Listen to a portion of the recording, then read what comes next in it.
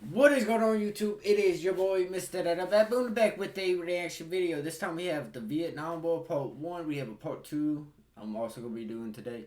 So make sure you guys do check the description. I do have the video and the channel link down below in the description. If you guys want to check it out, you guys can.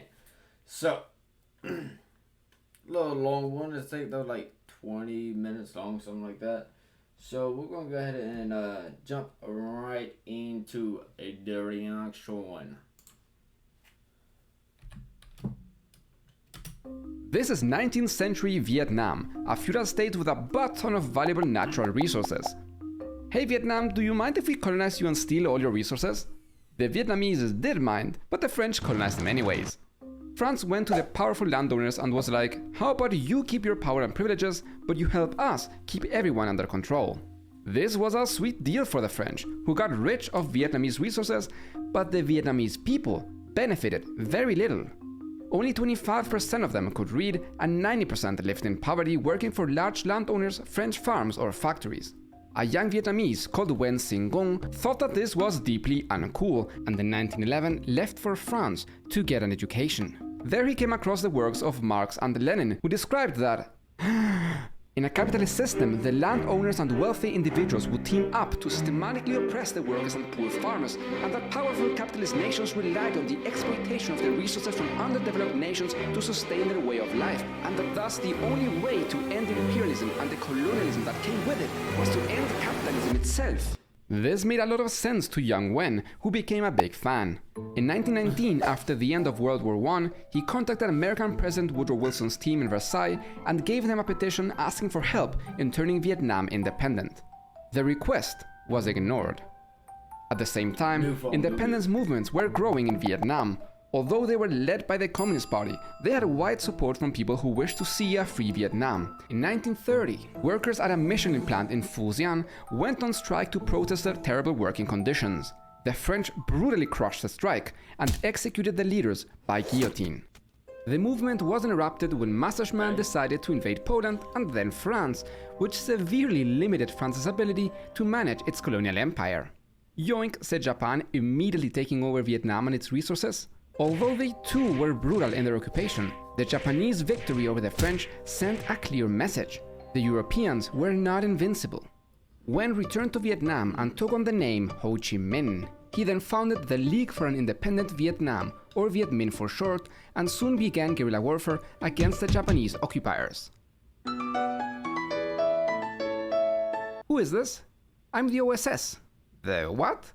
The predecessor to the CIA? Oh, you should have just said that. Listen, I heard you're fighting the Japanese. We are fighting the Japanese too. Wouldn't it be like super cool if we fought them together?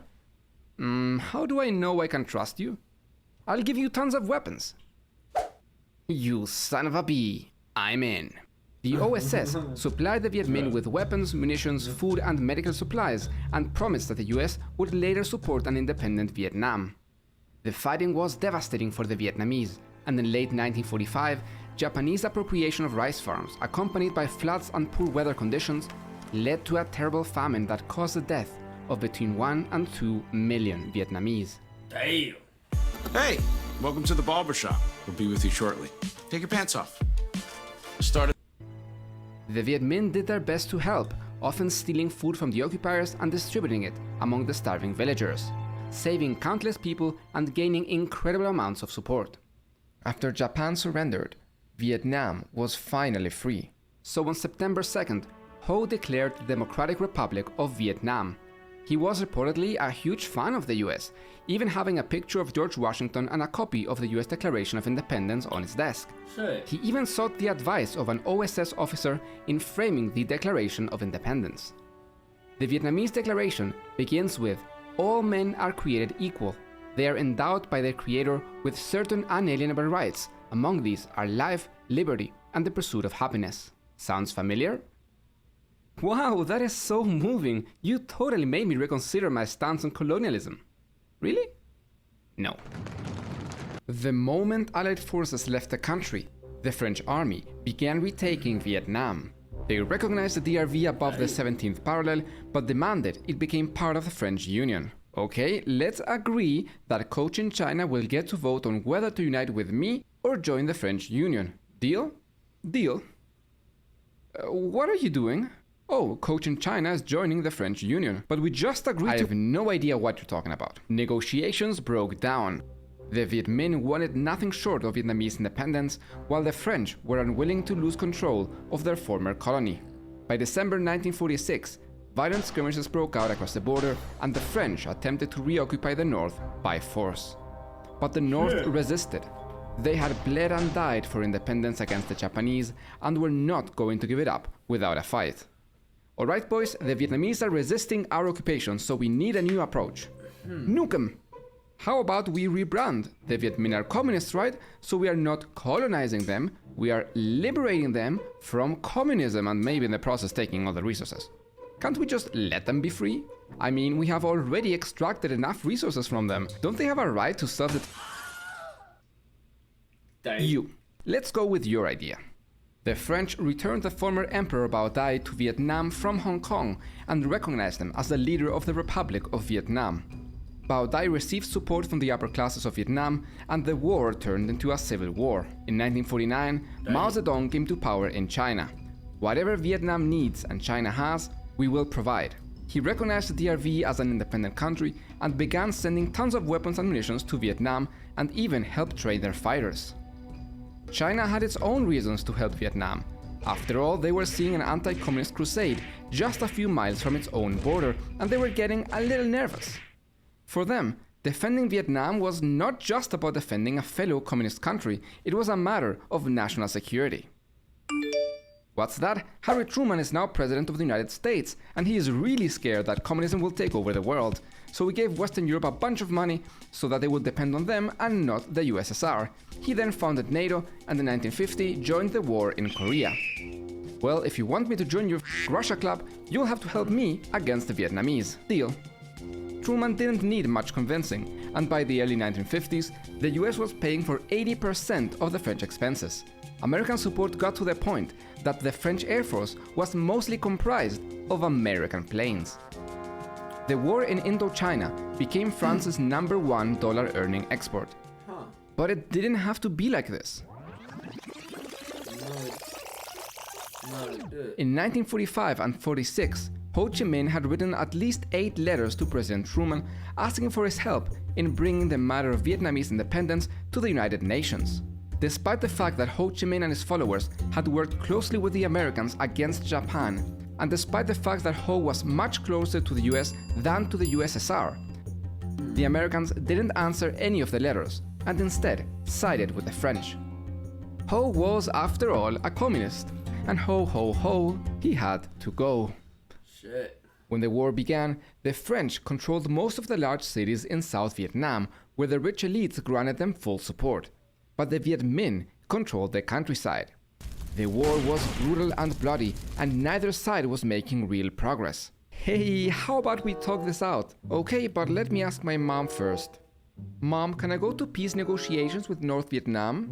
Well, I don't know, did you kill all the commies yet? No, but you can go to peace negotiations after you kill all the commies, okay? The US threatened to withdraw all economic and military aid if France even negotiated with the Viet Minh, so the French delegation never arrived. Despite American aid, the guerrilla warfare was incredibly costly for the French, and their grip on Vietnam loosened year after year. Bao Dai was an absent leader and little more than a French puppet. There was low morale and chronic desertions within South Vietnam's army, and even in France, the conflict was becoming very unpopular. To turn things around, the French came up with a plan to force the Viet Minh into an open battle where they believed the superior military would prevail. In 1953, they airlifted troops to a valley called Dien Bien Phu to cut the communist supply lines. The fighting was so fierce and the losses so terrible that even the Viet Minh began to lose morale. Even if they defeated the French at Dien Bien Phu, the Viet Minh knew they couldn't kick the superior French military out of Vietnam, and the French were aware that they could never take control of the countryside. Finally, both sides decided to meet in Geneva to negotiate. They both wanted to be in as good a position as possible on the ground before negotiations started. The Viet Minh gathered their anti-air artillery in the hills around the valley and sieged the base for months. Their camouflaged cannons were incredibly hard for the French to spot, and they harassed the French air supply with virtual impunity. With their forces at Dien Bien Phu cut off from the rest of their army, the French realized that they had put their head into a noose. On March 13th, 1954, the Viet Minh began a direct assault. They used their cannons to weaken the French defenses and dug tunnels to get as close as possible before storming the base. The Viet Minh took terrible casualties, but slowly they took over the base. The French desperately pleaded to the US for aid, hoping for a direct intervention. President Eisenhower, another firm believer in the domino theory, considered several possibilities to help them. Nuke 'em! Stop suggesting that! Eisenhower considered joining the war, but a military assessment determined that the US would have to commit at least 500,000 military personnel just to stabilize the situation. Knowing that the American public wouldn't support another war in Asia so soon after Korea, he decided against it. After months of fighting, the French surrendered at Dien Bien Phu on May 7th. The next day, negotiations began in Geneva. Vietnam would be divided at the 17th parallel with a demilitarized zone on both sides. Ho Chi Minh would keep control of the north and Bao Dai of the south. Vietnamese people would have freedom of movement between north and south for 300 days to choose where they wanted to be. Neither North nor South Vietnam could receive outside military help. An international commission comprised of Canada, Poland, and India would supervise elections in 1956 to choose if the Vietnamese people wanted to unify under Ho Chi Minh or Bao Dai. All things considered, the deal was quite good for the French, as it allowed many of its economic interests, such as the Michelin rubber plantation, to continue operating. But the Viet Minh were disappointed. They wanted a united Vietnam, nothing less. And they had momentum after the victory at Dien Bien Phu. Many of their leaders wished to keep fighting to reach a better deal.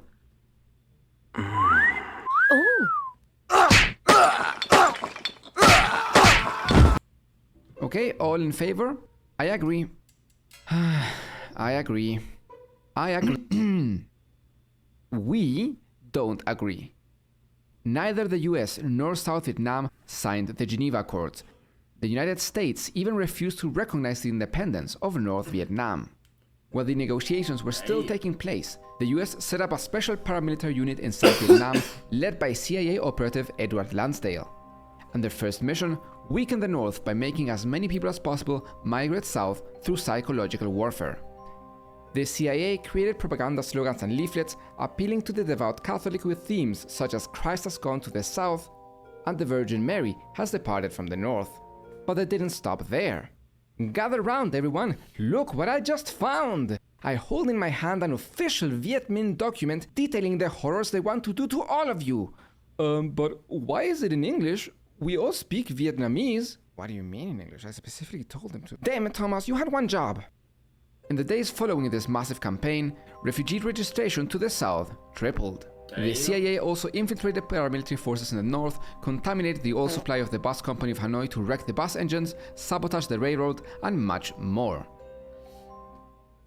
Just 4 days before the reunification election, Prime Minister Vo Dinh Diem of South Vietnam issued a statement making it clear that he had no intention of carrying them out.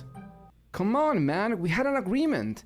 No, Diem, just like Eisenhower, knew that Ho Chi Minh would easily win any national election.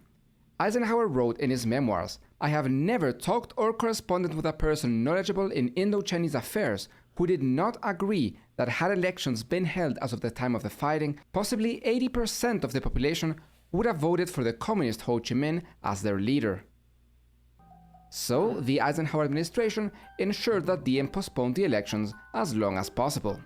This was only possible due to the threat of US intervention.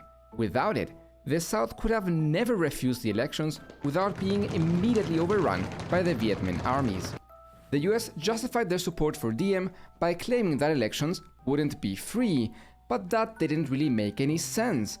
Ho was so popular that he didn't need to resort to fraud to win elections, and besides, the United Nations and an international control commission set up by the Geneva Accords had already agreed to supervise the elections. In the end, the elections for unification never took place, and Vietnam remained divided. In the north, the communists implemented land reform and collectivization.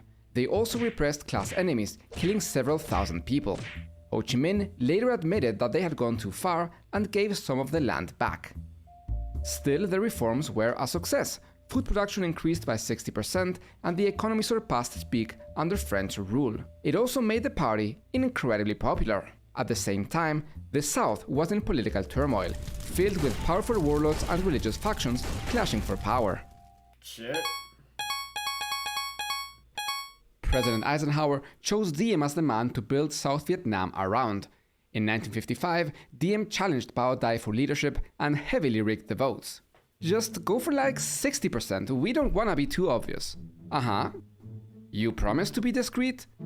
Yes, absolutely very discreet. No one will suspect a thing. And the winner of the election is Vo Dinh Diem with, 98.2% of the votes. Thank you, what a surprise. I want to thank everyone who totally voted for me, and those who didn't, watch it. No, seriously, I'm coming for you, communist and you.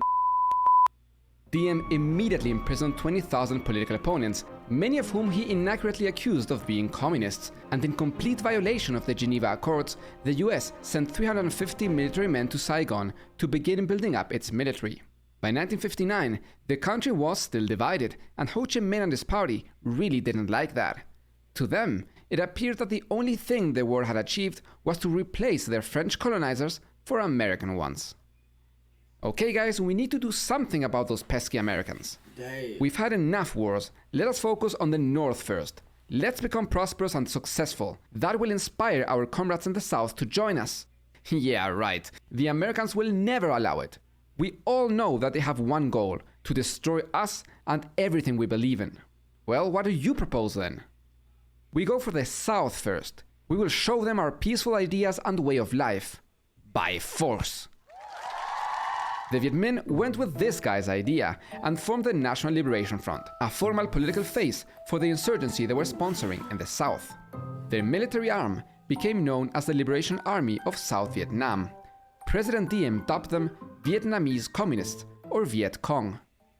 The Viet Cong began assassinating Saigon government officials and ambushing government troops. They had so much control over the countryside that they often functioned as a shadow government. To supply their fighters in the south, the North built a massive network of supply routes that went from North Vietnam through Laos and Cambodia and into South Vietnam.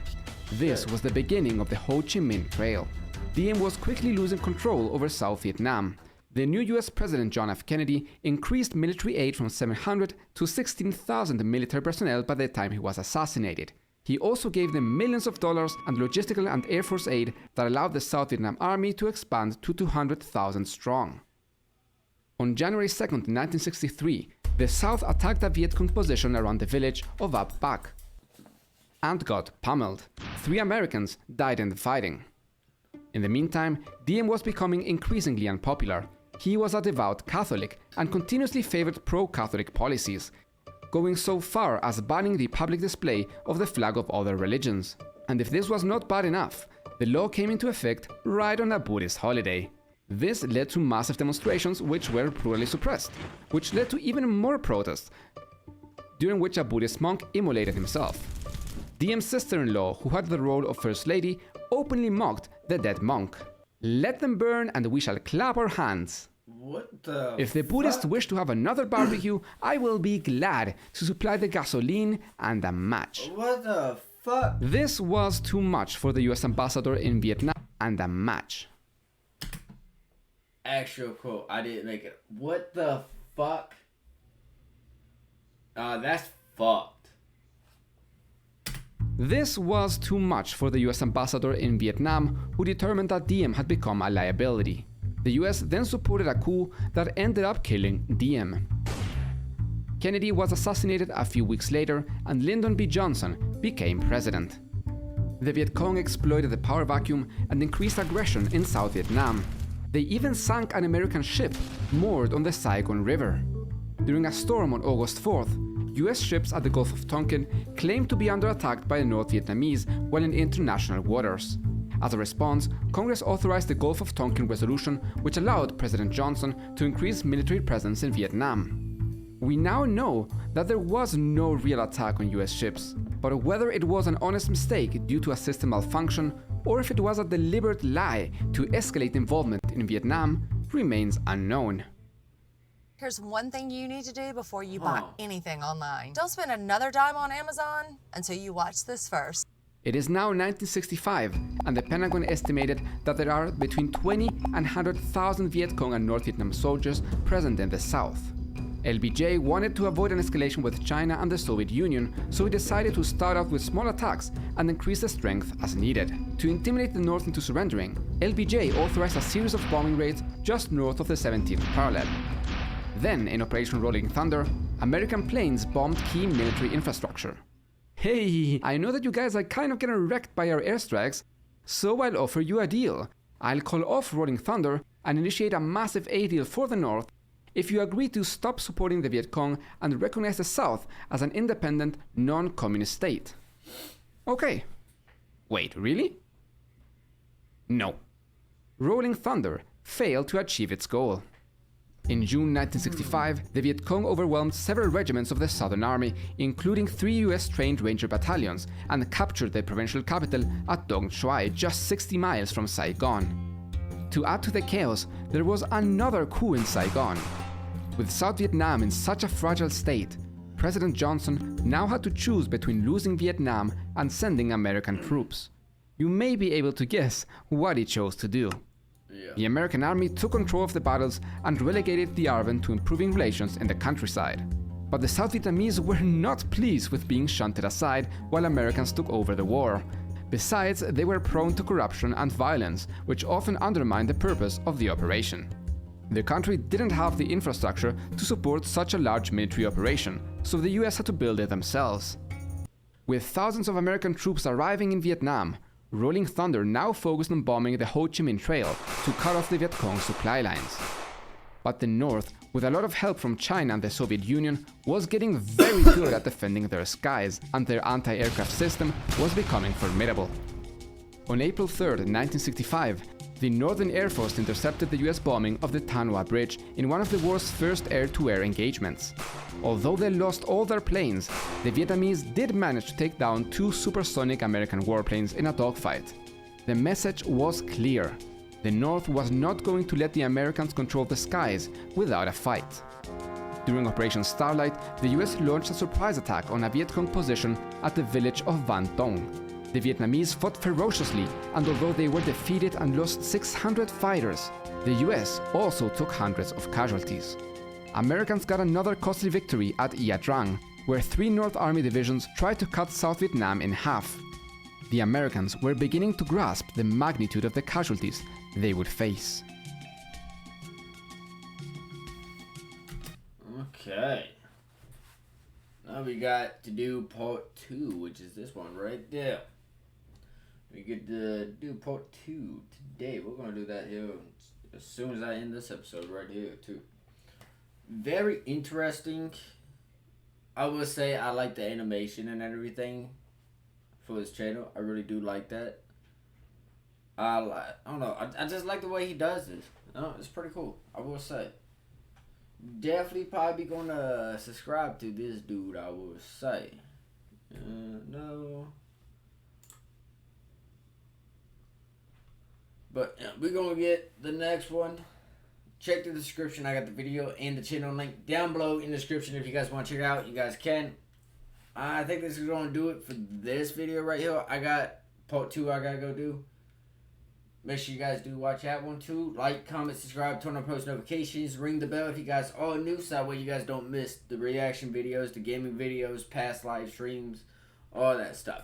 I will see you guys in the next video. Positivity is key, motivation is key, happiness is key. I'll see you guys in the next video. You guys stay safe, watch out for each other. I'll see you guys in the next one.